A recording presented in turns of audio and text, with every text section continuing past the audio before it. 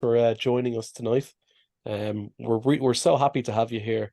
And like I was saying to you previously, we literally did a podcast episode with Laura Morrow, who had her own version of the Love Bite, and then this all just came together so quickly. So thank you for doing this. Oh, And and you and Ted know each other from the past. Oh, I think your sound went there for a second. okay. Yeah, Yeah, I'm we're glad. back. I'm happy to be here, and I'm really excited for the show. Yeah, Ted and I corresponded, many years ago when I was working on my first book, which is called The Love Bite, and Barbara Bartholic was still with us at that time. So, yeah, I'm just really excited that Ted's here to share more, because I'm sure there's more that has been discovered since that time. Since I wrote my book, since we learned so much about this phenomena. Although I do think that Dr. Karla Turner brought forth a powerful amount of information in a short period of time that kind of had an explosive effect. And yet the same things that had happened many years ago are continuing to happen today in more subtle ways, maybe under different window dressings. And I'm sure Ted notices that as well. So that might be some of the conversation that we can have. There's so much to talk about, so I'll just let you kind of go where you want to go. Yeah. Well, What? I want to say something just popped in my mind as we were talking. I remember the day that Barbara called me on the phone. I'd never heard of you. And she called and she told me all about you. And she said, Ted, she's putting together a book about people that have had experiences like you had with Jill.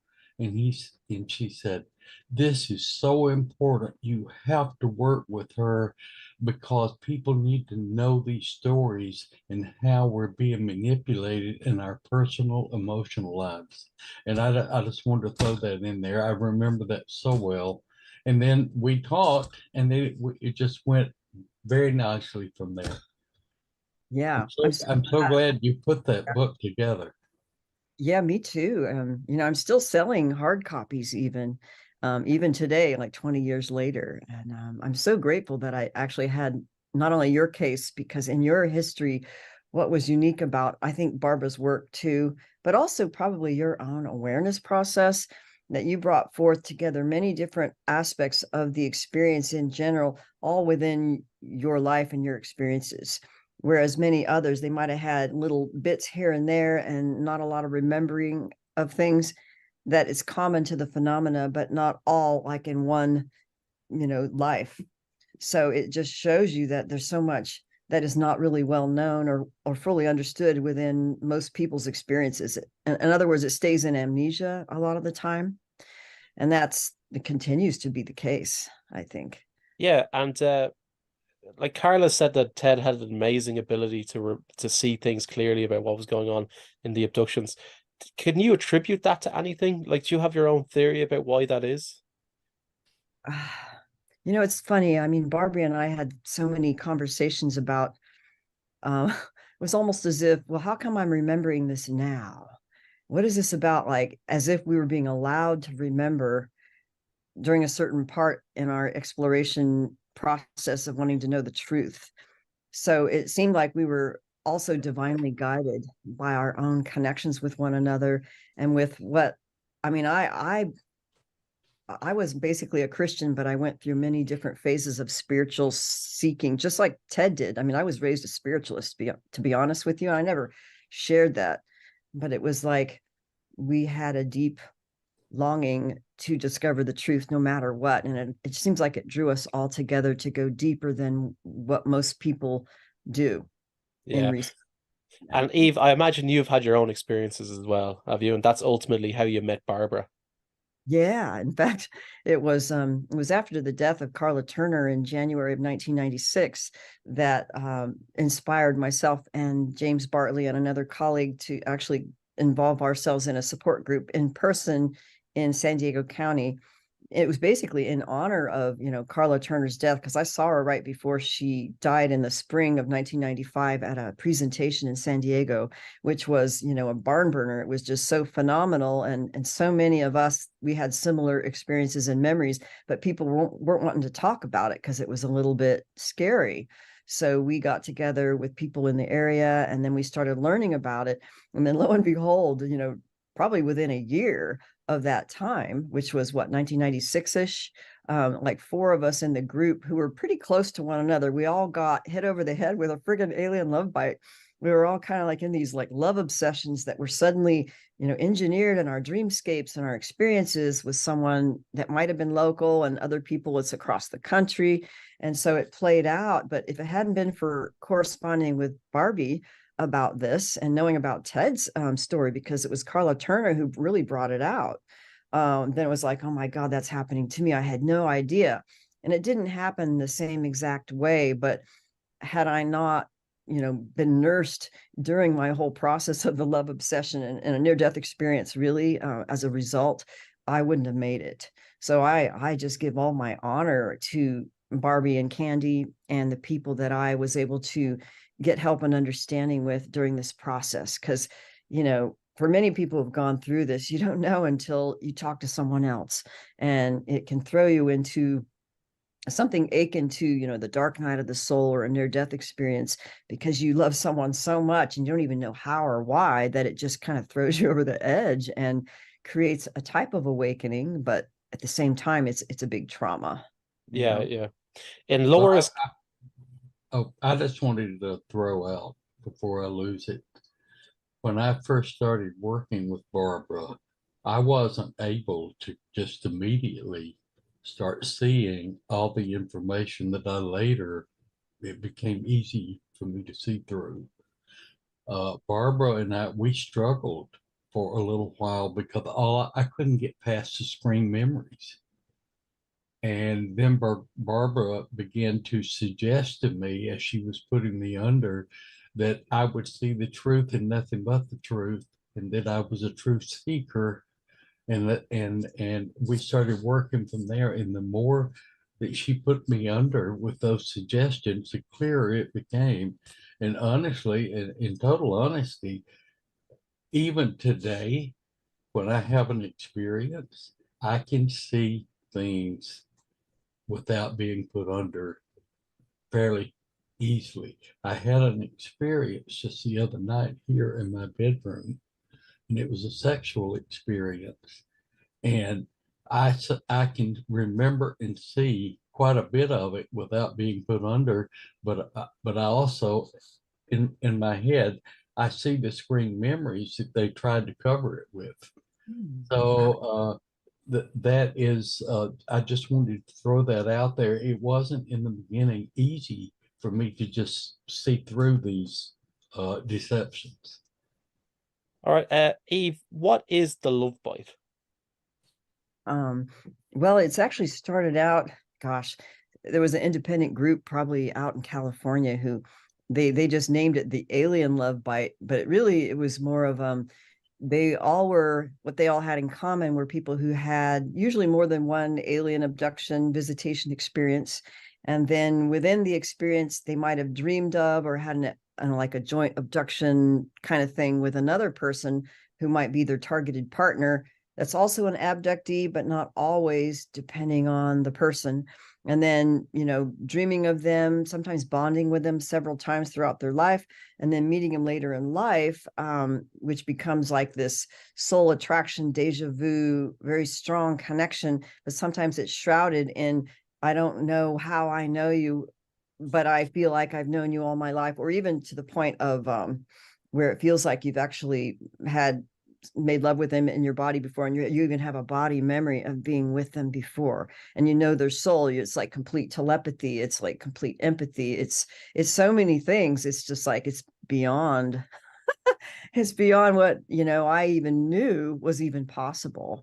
So but mine wasn't experienced the same, although it could be that there was early bondings, but so many of people's experiences still lay in amnesia, even though they try to do hypnosis or I did, lucid dreaming and dream yoga and meditations and hypnosis and so many different methods, but it was hard for me to crack a lot of the amnesia. And then when I did, what was interesting is in hindsight, here I'm saying this, I got a master's degree in counseling psychology after I did my first career, which was biochem. And then as a part of the counseling, psychology, and hypnotherapy certification that I did, I decided to do a lot of self-hypnosis and do a lot of my own hypnosis things, but then giving myself post-hypnotic suggestions before I went to bed. So I would go right into a lucid dream and I would access memories because I was that determined to find out what happened in my abduction experiences.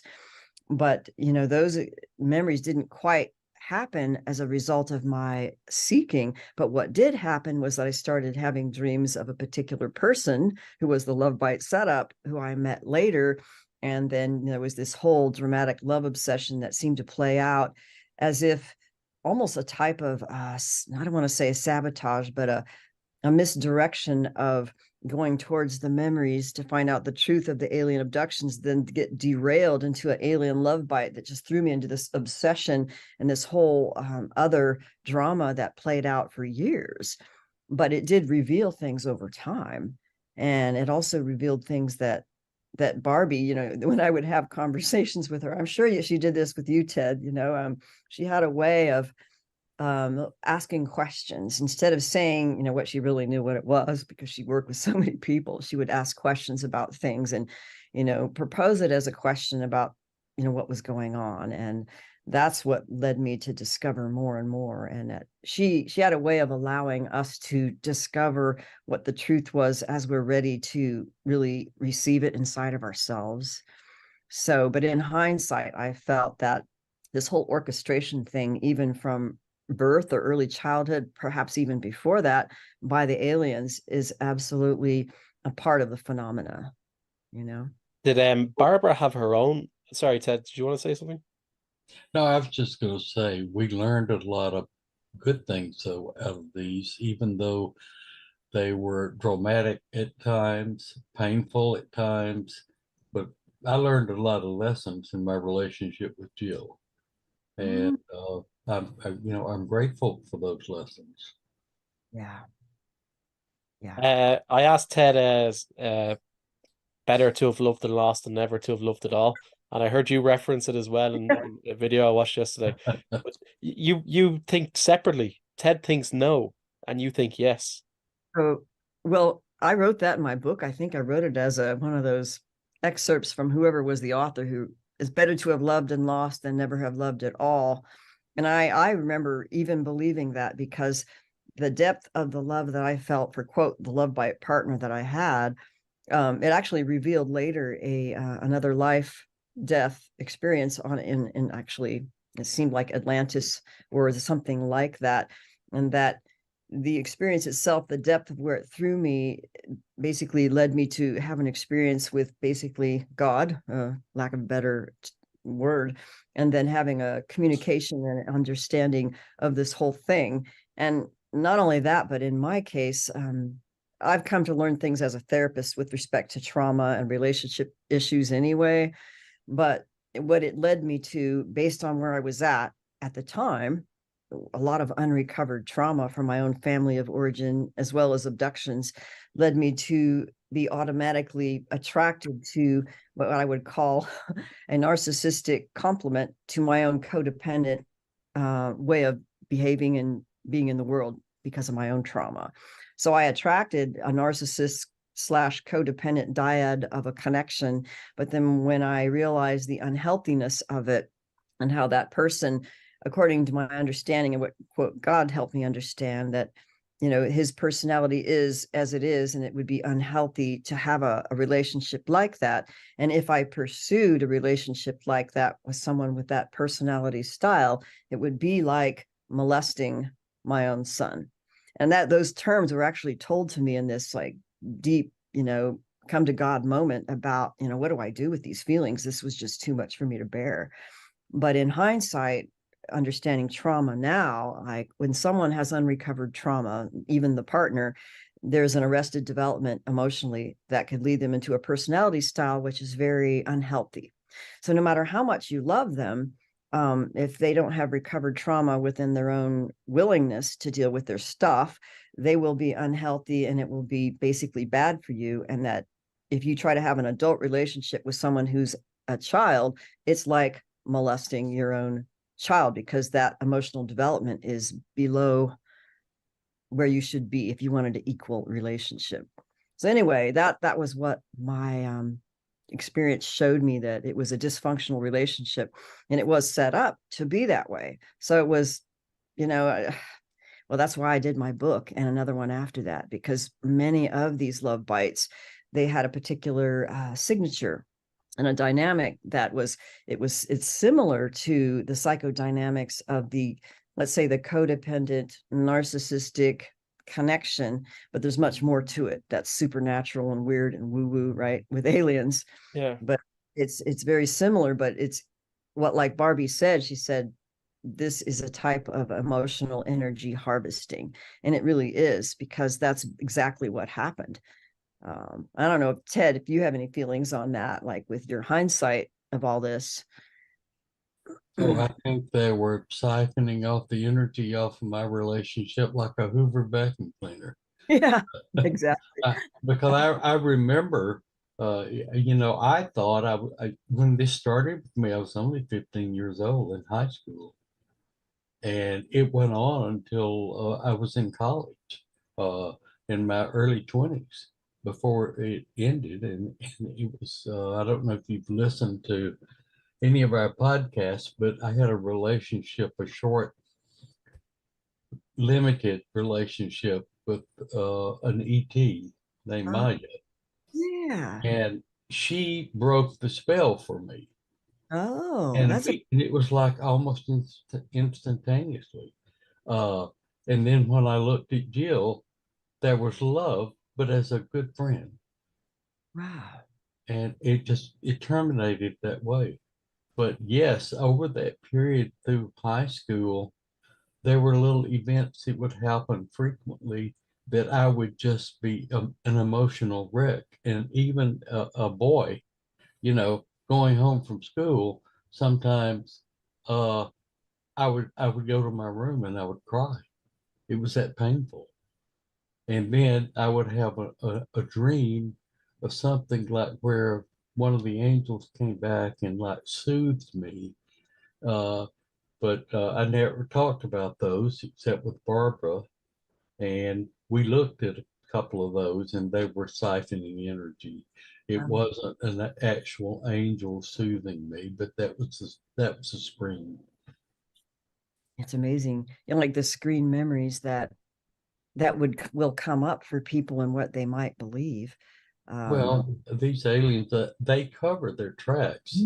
I mean, and they're genius at doing this. I mean, they know exactly how to work uh, the memory bank in our brains to implant these screen memories so that we react to them instead of the actual event. Now, deep inside, soul-wise, I think we feel it. But what we're consciously remembering or acting on that level is the screen memory most of the time. Now that's my feeling. Yeah. Yeah. The love bite is obviously artificial, created by the aliens, the feelings that people feel. But can people achieve that naturally, or is it just so over the top? You know the way people talk about like, oh, I love that person, but then if they have an ecstasy tablet, it completely changes them. They feel an overwhelming love for the person. Just to use an example. I think certain magicians and sorcerers can do the same kind of thing, like a love spell, where actually many people in my book and the Dark Side of Cupid, which is the one that I did in 2012, they've had something similar to a love bite, but they didn't always have the history of being like multiple alien abductions or visitations. But there was some kind of interdimensional being kind of orchestrating the whole thing or acting behind one or the other partners that seemed to be like getting the feed off of that connection. So I think there's something similar happening that can be orchestrated in different ways.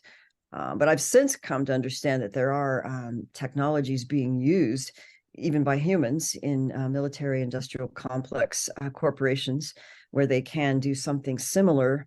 Whether or not it's as good as the aliens, I don't know. I think the aliens are pretty much primo when it comes to being able to do this. that, later maybe the military comes in, they learn different technologies that can do a hypnoprogramming or a astral influencing kind of thing. Yeah, but as opposed to, can humans get it naturally? Is it the same natural feeling that you would feel if you were in love with someone? Or is this just completely over the top? I don't know, because I'm only coming from the framework of somebody who's experienced this and my own history of sensitivity and awareness.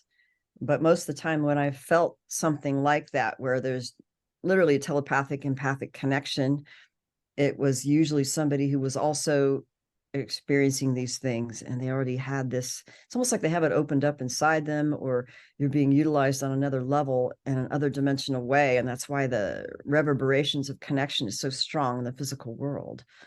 So I don't know. I don't really know how to answer that. Okay. All right. They're taking energy off us, okay?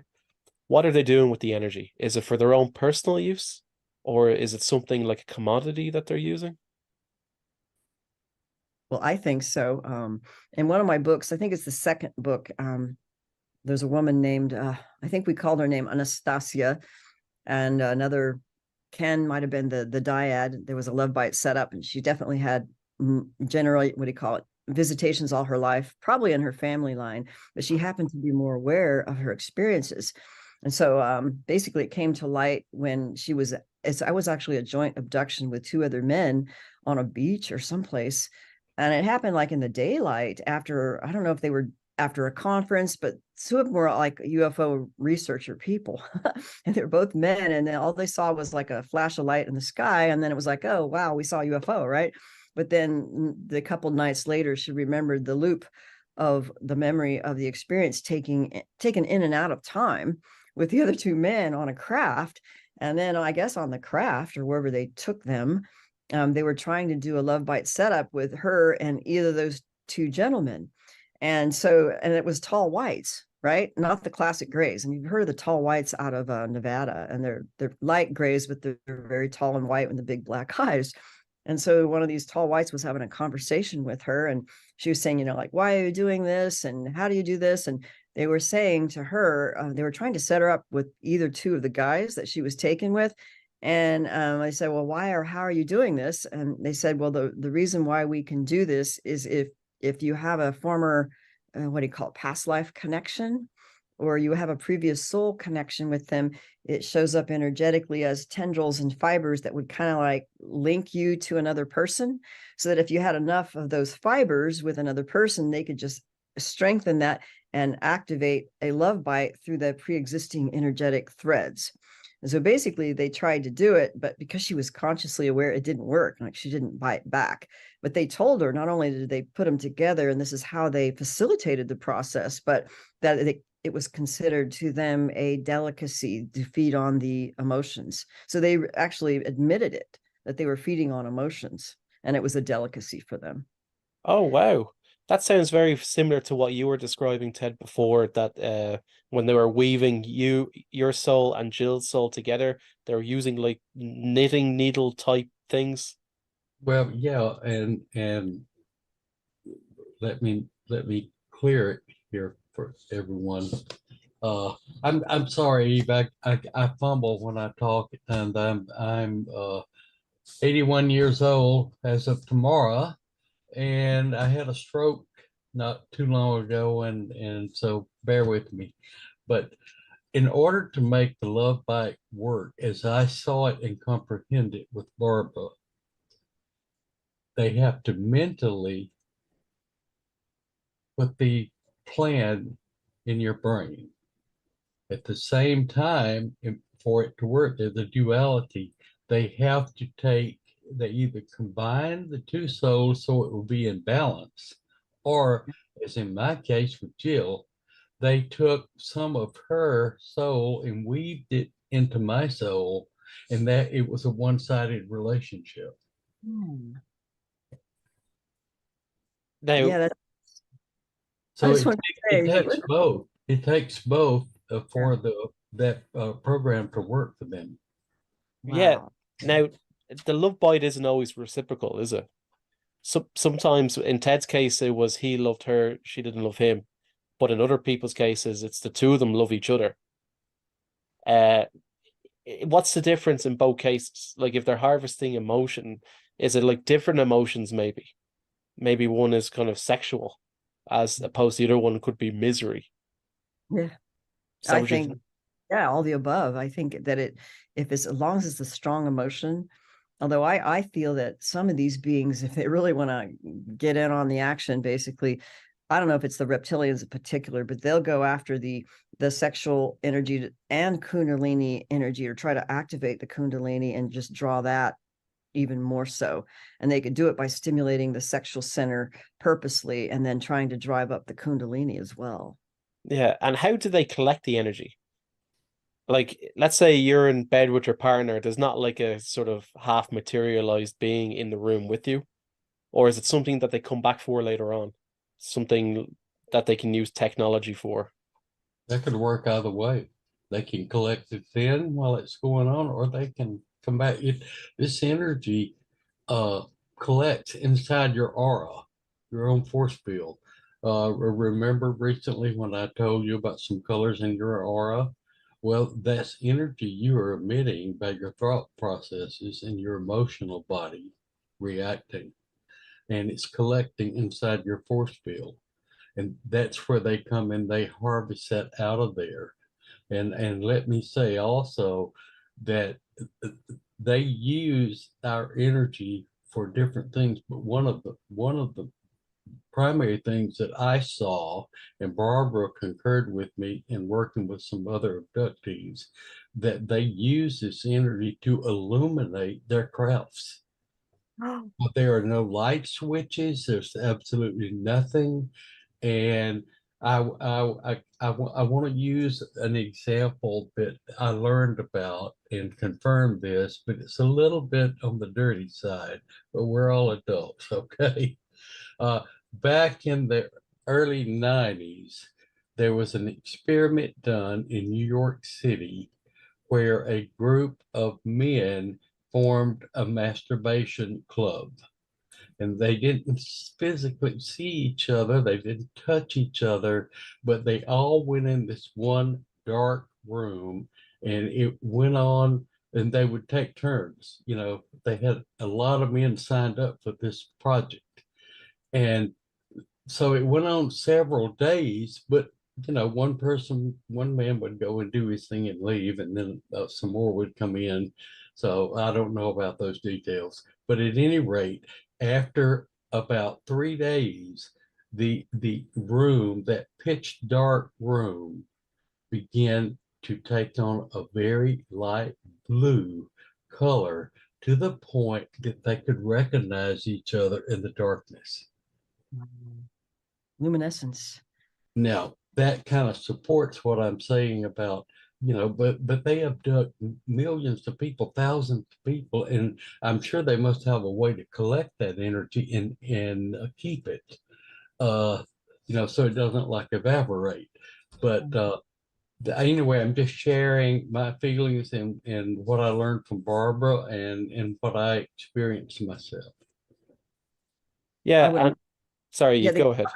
I would imagine, like I've heard that if there's implants inside the energy system, like chakras, they can use an implant to milk it out by keeping it in your body and then basically activate it to get more energy, that kind Want of me to thing. tell you, I think I've said on a podcast before, but Eve's not. I saw them, they did this to me in one of the abductions. And of course, most everything that I experienced, Barbara had other cases, but Barbara didn't always know what it was really going on until I explained it. But what I'm about to tell you was not new to Barbara, but she didn't understand it. I was taken in a craft at one time and put in what I would describe, it reminded me of a dental chair, because I sit back in it and they kind of laid me back slightly like they were going to work on me. They came and they put a crown type headset on me that had little tubes running out, and these little tubes connected to other tubes that ran like up into the ceiling or into the walls or whatever. And then when they activated this, they were able to separate the different emotional levels in my aura. Like they took the love energy, the anger energy, sexual energy, spiritual energy. It all separated and went into these different components in these tubes of how they were siphoning off this energy out of my aura. Yeah. And that's why I think it's not just, quote, negative emotions. A lot of people get caught up in thinking, oh, they're just doing the negative emotions, but it's not just negative emotions. There's the positive emotion feed too. And I've heard this through people who they were like in meditation groups in a particular building, and they just happened to have the clairvoyant perception to see like the devotion energy moving and going up through a portal where these light beings would come and basically take the energy of the worship of the whatever's going on. And there weren't even abductees, but it's like they siphon it from certain areas. That's weird. Eve, in your research, have you found that they're taking more than just energy? Are they taking people as well and dismembering them, eating them, nourishment? I think so. And the underground bases. In fact, that was one of the things that Karla Turner, talked about in some of her discussions when she did conferences. And I remember actually having a dream of something like that. Like they called it the processing plants, and seeing like limbs and arms and legs moving on conveyor belts. And then another time I saw something, and this is subjective. It was within a dream, but it was like a MyLab dream. And I'm sure Ted had, you know what I mean? But I was shown whether or not this is true, I don't know. But it was underground, and then there were certain types of cages where these particular types of reptilians, they would let them out. And it was like a UV kind of cage with like windows in it, but you could see like the UV light, and they had to use that for some reason. And then, but they had to feed these reptilian dark beings, and then they fed them young prepubescent children who were grown up in labs and in cages. And then basically they fed the reptilians who were in these underground places. I was actually shown that, but then found out later, of course, through other people's testimonies, that there was some of that dark stuff going on with, the cannibalism kind of thing. And sometimes it's not just reptilians, it's actually humans doing rituals, sometimes with these beings. Yeah. What would you expect a reptile to eat? I mean, what did dinosaurs eat? What do crocodiles, alligators eat today?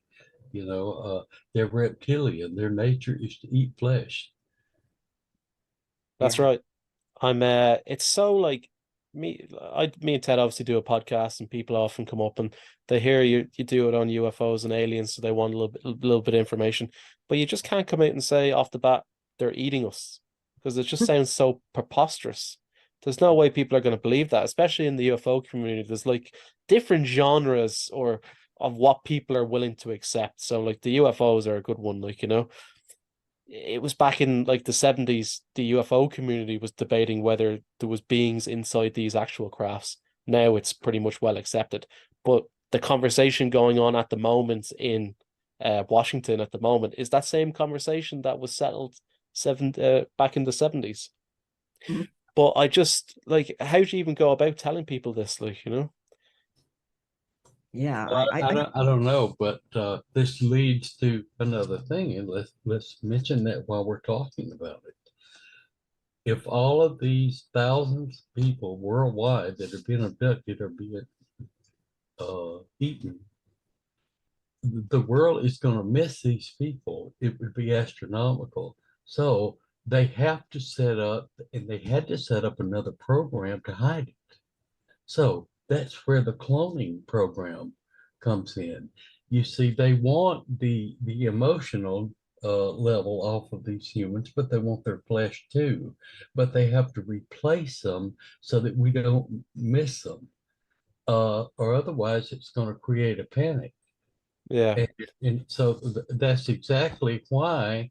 And cattle mutilations. I mean, they use these cattle, these bovine parts and the blood uh, to work in this cloning program. I have been there, seen it. I've stood there and saw fetuses being birthed out of those vats that were made out of bovine parts. Yeah. Yeah. And then, of course, there's the missing 411, the people who don't come back. That's Yeah. all done very secret as well. Eve, are you pretty much up to date with that? Well, David Paulides or whatever. Yeah, I mean, I've heard about his work, and I think there's some merit to it. And it seems like if you get too close to the dark underbelly of things, you know, you just get into trouble or targeting, and they try to hide the fact. But I think that's been going on for a long time, really. Yeah, he's got cases going back hundreds of years. Yeah. But you know, the conversation again is, oh, they came with the explosion of the nuclear bomb, and that's not the case at all. They seem to definitely show themselves more. Have you got any theory behind that? Why that is? Why UFOs started appearing after the detonation of nuclear? I don't know. Well, I think post paperclip, there has been a greater number of people involved in these projects and the occult. I think they make occult oaths, blood oaths, that I think is basically Luciferian, satanic, whatever you want to call it. And then they work in science and underground military, and then they're just able to do more and more. So it's almost as if, I don't know if I'm answering the question, but I've thought about this, like since this alleged Grenada Treaty or whatever it was, Eisenhower, I don't know if it was late 40s, early 50s, when they really got more abductions going on because they got the permission on a more official level, like consent by those who lay claim of authority over people in a country or whatever. And then they just access these people directly once that principality and that ownership was, actually expanded, maybe past certain bloodlines where they could only access certain bloodlines. But now that you got a government saying, sure, we could use, you could use our people, we give you permission. So I think a larger number of people were then abducted in these programs post paperclip. Yeah, I mean, Ted's convinced that Eisenhower was replaced by a clone. Absolutely. I just believe it deep inside. But I want to mention something. We are their garden of energy and nourishment. And this whole system is dependent on how this garden functions and works. They would be fools to let us start bombing each other worldwide with nuclear bombs and wipe out so much of the population and destroy their garden, because then they would start going hungry. Yeah. So yeah, they think so much before they lose their farm, so to speak. Right? So to speak, right. Oh. Yeah. Do you think there's anything behind the climate activism around the world? Why it's peaking now at the moment? Do you think that's another alien program? Do you think it's because when people get abducted, they often tell people you're destroying the planet, you need to take better care of the planet. And now we're seeing, because people were talking about this in the 80s and the 90s, and now we're seeing this huge drive to save the planet. I think they engineered the whole dang thing, because I remember people reporting to me who were classic abductees, where they were taken, whether it was on a craft or an underground base, it would be like a programming session where they would, give them holographic imagery of like, this is what you humans are doing to each other. You should feel terribly guilty. And then they would show all these war scenes and saying humans are killing each other, and then make it like, oh, and then she just started crying and felt all bad and guilty about, oh, well, it's all the humans' fault, right? But in reality, they're engineering the whole friggin' thing and then trying to make us wrong for it to make us feel guilty and bad about it. So that's like the mockery of it all. When you realize they're engineering the whole dang thing and then trying to blame you to make you feel guilty for what they just did. I think they're terraforming us on purpose with all the chemtrails and everything else. And not only that, but this is something James Bartley brought up in a show. And I'm believing to think there might be something to this. That, there's many craft in the sky actually all the time if you have the right equipment. But I think what's happening is that maybe some of the craft are actually shape-shifting into what look like jets at a very high altitude, and they're doing the chemtrails because it's like they have to terraform this whole place. And I just can't think of how, standard airlines and non-commercial or even military could do as much as they do. Because, I don't know if you see them all the time, early in the morning, sometimes at night, sometimes in the middle of the morning. I'm like, what plane just did that? Yeah, You know, yeah. and sometimes you don't see it, but it looks like a very small one way high up. And I'm like, you know what? Maybe they're not really jet craft. Maybe it's like their technology. That's a good point. But Yeah. let me throw this out there too. Let's not forget, when they abduct someone and the screen memories are in place, they don't want you to really see the crime that's been committed, or they wouldn't bother with the screen memories. So telling us and warning us at that level about climate change, and we need to come back and tell people and warn people, makes them look good. Because these people that I know, they go around, they feel special. I was given this wonderful message that I have to warn people, so I'm special. And they use that, and then they sit back and they let us go do that, and they laugh and make fun of us, saying these humans and their egos, they're such damn fools. Yeah. But that's something I never considered though as well, is that what if they're the cause of climate change? Eva, have you come across that in your research at all, that they're directly responsible for it? I don't know Anything? if it's my research, but that was something James brought up. And I just really think that they're involved with much more. And then they're working and they're colluding with what I'm calling the Luciferic elite family bloodlines, who control higher levels of control in many sectors of society. And they work with them to carry out their overall agenda that I think they're creating, like, well, the whole hybrid thing is not a mystery now, but I think they're trying to create a hybrid race that are in league or with these aliens, if not being a kind of, I don't know what we call it, but like they want us to become them and link in to our battery to live through us, so that we just start identifying with them. And this is exactly what's happening. Actually, it was going on for years, where the problem is, this is what I see it as a therapist, kind of, sort of, that they can capture us if we start identifying with them, thinking we're them. Well, we're a hybrid. I'm a special, from this or that. And they start identifying with whatever race or being, but it gives them permission to host and parasite. And then you give your permission over to them to basically take you over as a vessel. So it's a type of possession, but not a full possession. That's what I think is taking place. But it's an identity issue and an identity theft issue.